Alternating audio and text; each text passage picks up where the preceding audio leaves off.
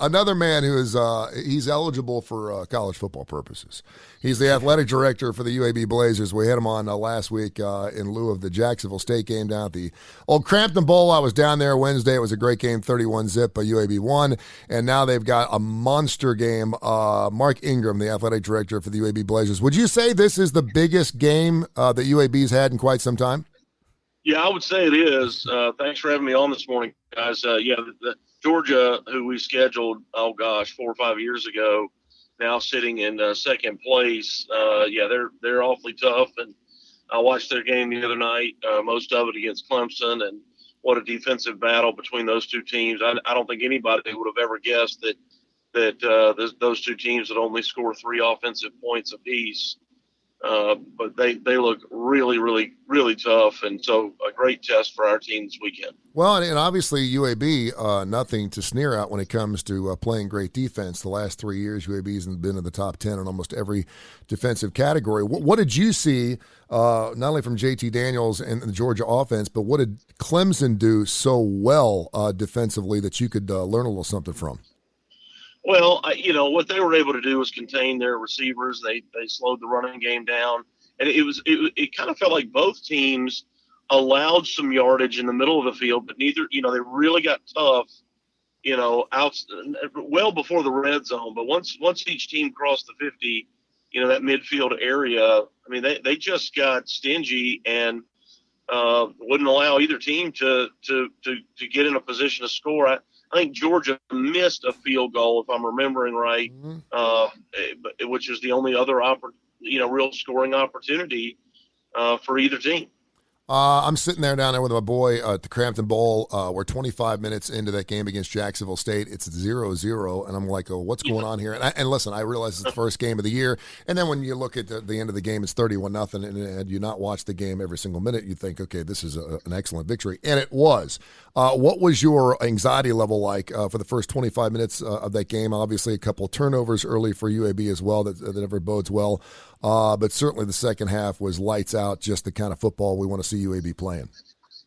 Yeah, I don't know if it was anxiety as much. I mean, I have such great confidence in our team and coaches, but, turnovers are hard to overcome ever. And they, we're driving and, turn the ball over and early in the game when we were really moving the ball well. And just those little mistakes are things you got to work on and correct. And, but we got in sync finally and put it all together and scored. And we were up 10-0 at the half and got the ball to start the second half and scored again. So it went from being 0-0 with about 5 minutes left in the, 5 or 6 minutes left in the half to being 10-0 at the half and 17-0 right after that. So, I thought our quarterback and receiver play was much improved. They looked great. Tyler Johnson, our quarterback, who's a veteran, I thought he looked better than he's ever looked. So I was really happy for him. And we got a bunch of young receivers who haven't gotten on the field very much, who all performed really well, I thought, and stepped up in a way that we needed them to. And so I'm just happy for all those guys and our offensive line who had, because of COVID, a number of times during the year last year where they weren't quite themselves in terms of personnel, and it was hard for them to get a real good rhythm last year because of just inconsistency with who was who was playing week to week. And I thought they looked really good as well. So I'm excited for our team. I thought all in all, and of course, I don't care who you're playing. Listen, you can play your third string, your third. You can do like a scrimmage, first team against third team, and if you can get a shutout, I don't care who you're playing. That's hard to do, no doubt. And so I was really pleased with that too. I mean, I kept thinking late in the game as we were rotating, trying to get some snaps for a lot of people. I kept thinking, oh no, they're going to break one or beat somebody in coverage who's doesn't spend as much time on the field and kind of gets lost where they are for a half a second and gets beat, and we're going to miss that shutout opportunity. But it never happened, obviously, and I was really, really happy for David Reeves, our defense coordinator, and who's a great guy and a great coach, and happy for those kids too. UAB Athletic Director Mark Ingram joins us right here on the Kurre and Klapow Show on the KCAST radio app. We'll be Facebooking live here in just a few minutes. And, of course, you can check that game out on ESPN2, 2:30 coming up on Saturday. You mentioned COVID. We try not to talk too much about that, but Kirby Smart came out right after that game against Clemson and said, we've got several players. We're not sure who exactly that was. What have you learned about that protocol? And as an athletic director of a team going to visit at Sanford Stadium, what kind of precautionary measures do you have to make, and have you heard anything else about it? Well, we don't. I don't know where they are yet, and we probably won't hear that until tomorrow in terms of how many players that they have out, if any. And we would be the same way. So we test 2 days before each contest. For any unvaccinated player, and all those players are subject to contact tracing as well. And then you test any vaccinated player that has symptoms. So we'll test that group today, and then have the results back. We get our results back in about 4 or 5 hours, so we'll have those results back and can share those with Georgia. If needed. Well, we'll share them, but whether it impacts the game or not is a different story. But, we do that every week, and we're just, we're following all the other same protocols that we all are. We wear masks indoors, and we, washing our hands and trying to practice good hygiene and doing our best. And, once you're traveling, you're bubbled up pretty good. Yeah. It's really just you. You don't come in contact with that many people once you get on the bus to travel. So, I feel good about where we are, and I guess we'll learn about where Georgia is. And, listen, they're great, and I want them to be able to play. I mean, we're not interested in playing a team that's, got half their roster depleted or any of those things, while it might seem like, hey, man, you can catch them when their quarterback is out. I mean, I realize that, but you want to play. Everybody that you play, you want to play when they're at their best, and then, go play the game and give it your best shot. And that's what we're hoping for. Well, wait, and that's really interesting because, obviously you get these shots, right? And you're playing the number 2 team in the land. And we can go back to the LSU game when UAB knocked them off. And of course, a signature win, not only for the program, but for the coach and the entire staff in the school. But how important is it to you as an athletic director? I mean, you're getting a shot here. You're on national television again, to show the world that, hey, listen, this is not the UAB that people remember for 10 or 15 minutes a year. Just how important is it for you to make a good showing here? I think the line is like 26, which I thought, quite frankly, was pretty respectable. You got 2 teams that, defensively speaking, are just lights out. What do you expect, and just how important is this to your program? Yeah, this is going to be such a cliche, but you really just have to go play the game and ignore what the uniform looks like on the other team.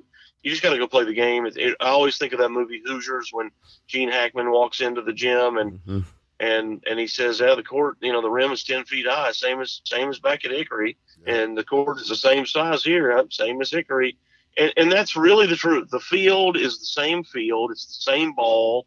It's the same number of players on both sides, and you really do have to block out all the other things, the big band and the crowd noise and the size of the stadium and all those things, which obviously that's easier said than done. But that's what you've really got to try to do, is stop getting caught up in whatever their ranking is, or, how many stars they have by their name in recruiting.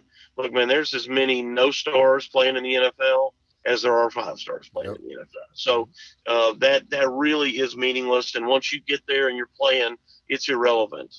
How many offers you had in coming out of high school, that's irrelevant. Now it's just you versus me, and let's play the game.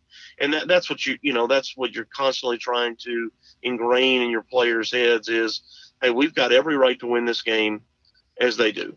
There's no reason why we're not allowed to win this game. That win is out there. It's hanging out there for anybody that wants to grab it. So you just got to go play and just take it one play at a time.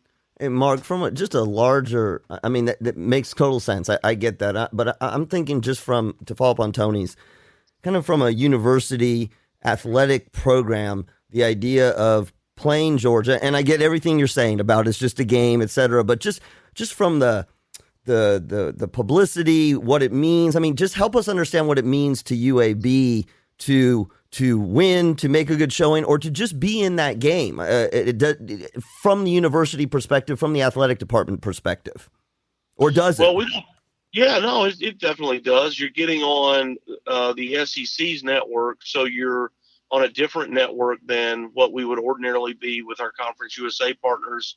And so there's a different crowd of people, a different group of people, geographically speaking, that will watch the game that maybe haven't watched us play before. And there's real value in that. It's an opportunity to showcase our university and our team and our program.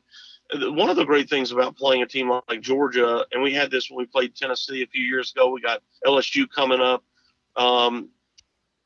I love the opportunity to be able to play somewhere that our fans can drive to. Yeah. So that look, we may play, I don't know, Oregon or UCLA or Michigan or somebody, and that's harder to do. But when we can play these schools that are, within 5-ish hours of us, and our fans can drive there, I think that's great. And we have more players from Alabama than we ever used to, which means their families are from this state. And so same for them, the opportunity for them to be able to go and see their children play easily, I think is important. And so that was another real driving force with Georgia. And we've got great respect for Coach Smart and that program and that university. And so there's really no downside for us. We're excited about it. And it's a tough test, but a lot of real positives there.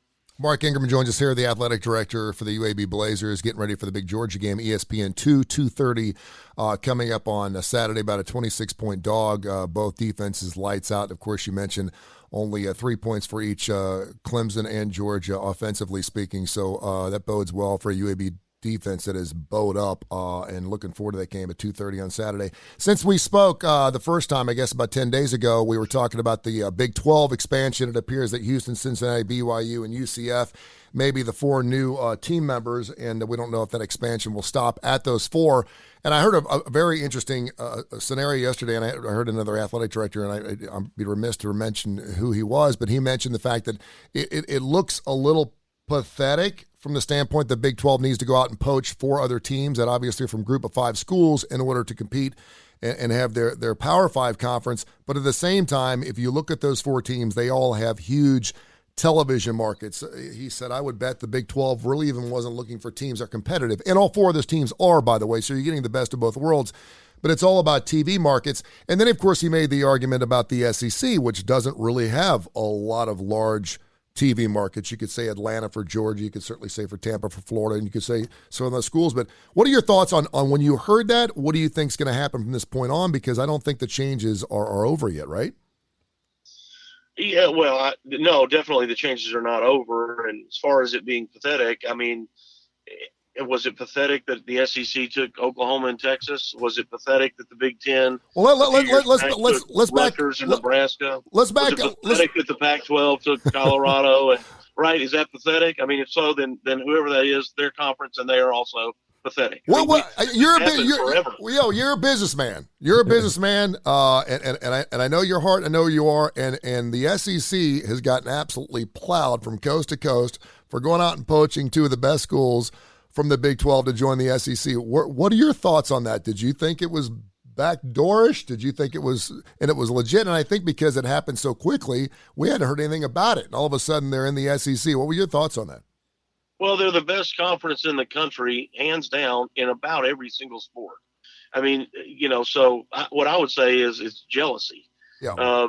That's really all it is. And everybody's jealous. And it's an incredibly competitive league. Pick the sport. It doesn't matter what season it is, and they're the team to beat most likely. Gymnastics, women's basketball, baseball, football. They're probably not number 1 at men's basketball, but they're really good. So you start going down the line. They're great at swimming. You start going down the line of what are they great at? Softball. They're the best league in softball. What are they not great at? They're really, really good at golf. So I would just say that's jealousy, and that's been an evolution since the beginning of time that we all had teams. I mean, go back and see. I think Sewanee used to be in the SEC. I mean, and Georgia Tech. So, so it's just part of it, Tony. But the decision for Texas and Oklahoma to move is going to cascade and affect everybody in the country in some way. It's either going to affect you because you get invited into the Big 12 or whatever league, the Big 12 takes from. If it's the American Athletic Conference, which it appears to be, well, then they're going to select some people for that conference. So either you're going to get selected or you're not going to get selected. And either way, it affects you. Right. Yeah. And so, and then there will continue to be a trickle down from there. So, it's a major shift, even though it was just those two teams, but those two teams have now created a ripple effect throughout the whole country. So allegedly we'll know by tomorrow if in fact those four teams are it. And if those are the ones that are going, and there's some speculation that they may choose 4 tomorrow and then come back and choose 2 to 4 more later. I don't know if that's accurate or not, but I guess time will tell. Mark, greatly appreciate you. Know you're super busy. Best of luck this weekend. Georgia Bulldogs, Sanford Stadium, 2:30 coming up on Saturday. Best of luck to the UAB Blazers, and tell Coach Bill Clark we said hey, and we'll get you on next week. Okay, brother? Hey, Tony, I appreciate it. Now, we're playing the Dogs, and I don't know if this is too old for your show, but maybe Bad Leroy Brown today. You know what? I will play it. I will play it. I'll Look at. I wish you could see the look on his face. He loves the song, but no good. Yes. For you, I can do it. It's a little old. Let me play. It's a little older. I know. Let me play some Molly Hatchet, and then I'll play it. Better than a junkyard dog. Better than a junkyard dog. Better than old junkyard. I got you. I could have played Black Dog from Led Zeppelin. No, he don't want that, though. He don't want that one. Croce, as long as it's not time in a bottle, I think we're good. Hey, brother, I appreciate you, man. Thank you so much. All right. Thank you, guys. Talk to you soon. Care, there Mark. He is, Mark Ingram, the athletic director for the UAB Blazers, joining us here on KCAST Radio. So, okay, we'll play a couple of classic songs. The first one I'll do is Whiskey Man, and then we'll do some Bad. Everybody loves that song. Everybody loves that song. I'll play it right after I do some Whiskey Man here from Molly Hatchet.